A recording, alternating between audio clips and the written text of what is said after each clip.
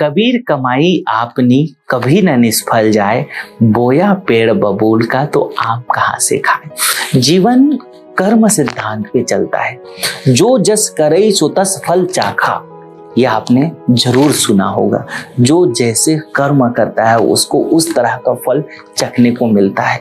ये जीवन का सबसे बड़ा सत्य है। जब आप अधिक परिश्रम करते हो, अच्छे परिश्रम करते हो, तो उसका प्रतिफल वैसा आएगा। जब आप अपने जीवन में कम मेहनत करते हो और आप अपने जीवन में गलतियां करते हो, जैसे आप दारू पी रहे हो तो वो गलती कर रहे हो, दारू पी के गाड़ी चला रहे हो, आप गलत कर रहे हो, क्योंकि आप खुद नशे में हो, आप बेभान हो, आपको कुछ नहीं पता है अब आपके साथ क्या होगा। आप हो सकता है बड़ा एक्सीडेंट करेंगे तो आपका हाथ पैर टूट गया, तो आपने जैसा कर्म किया उसका वैसा आपको फल मिल गया। आपने दारू पी के गलत कर्म किया, आपको वो फल मिल गया। आपने किसी जीव को आपने मार दिया, तो कबीर कहते हैं कि हत्या कबहू न छूटी है, कोटिन सुनो पुराण। कितनी भी आप पुराण सुन लो, वो हत्या का आपको फल मिलेगा ही मिलेगा। उसी को प्रारब्ध भोग बोलते हैं। देखो क्या होता है, जब हम लोग कहते हैं कि हमारा भाग्य ठीक नहीं है, हमारा प्रारब्ध ठीक नहीं है, तो क्या होता है उसको पहले के कर्म से देखा जाता है। आपने कभी कभी क्या हुआ कि आज आपने कुछ ऐसे कर्म किए और इस जन्मों में उनका फल आप नहीं भोग पाए हो, तो उसका फल आपको आने वाले जन्मों में मिलता है।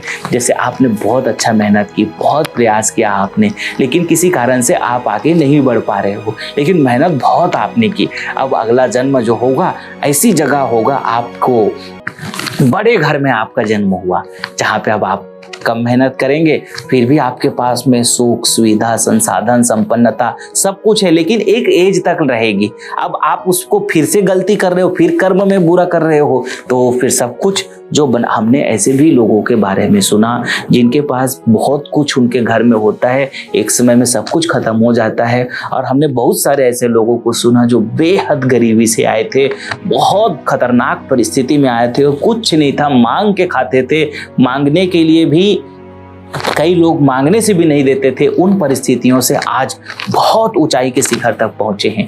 तो ये है कर्म सिद्धांत। जो जस करई सो तस फल चाखा। ये सहज प्रवृत्ति है कि अगर आपने बबूल लगाया है तो उसमें आम खाने को तो नहीं ही मिलेगा। अगर आपने आम लगाया है तो निश्चित रूप से एक दिन आपको आम खाने को मिलेगा। तो ये कर्म सिद्धांत है। अगर आप किसी को गाली देंगे तो गाली मिलेगा, किसी को अगर आप दान देंगे तो आपको कुछ भी दान का सहयोग मिलेगा।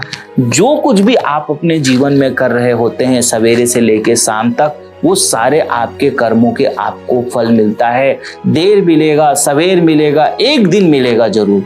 भगवान के घर देर है अंधेर नहीं है, वो जो बात बोलते हैं ना, तो कर्म करने में देरी हो सकती है, फल मिलने में बहुत देरी नहीं है। वो फल मिलेगा जरूर, एक दिन मिलेगा। आज करोगे तो हो सकता है कुछ का फल आज मिलेगा, कुछ का कल मिलेगा, कुछ का आने वाले समयों में मिलेगा। क्योंकि आम जब लगाए हो तो वो आम हो सकता है कि 5 साल में खाने को मिलेगा, लेकिन मिलेगा जरूर।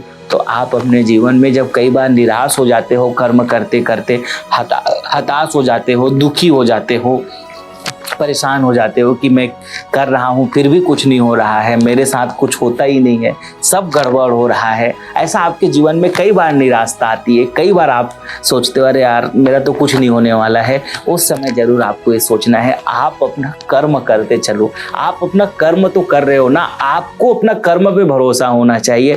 आप अहित करने के भाव से नहीं, हितार्थ भाव से अगर आप कर्म करते हुए चल रहे हैं तो उन कर्मों का, आपके सदकर्मों का फल आपको एक दिन जरूर मिलेगा। ये भाव रख के जरूर चलना, यह शाश्वत सत्य है। कर्म सिद्धांत का सबसे बड़ी यथार्थ सत्यता है। बहुत बहुत धन्यवाद।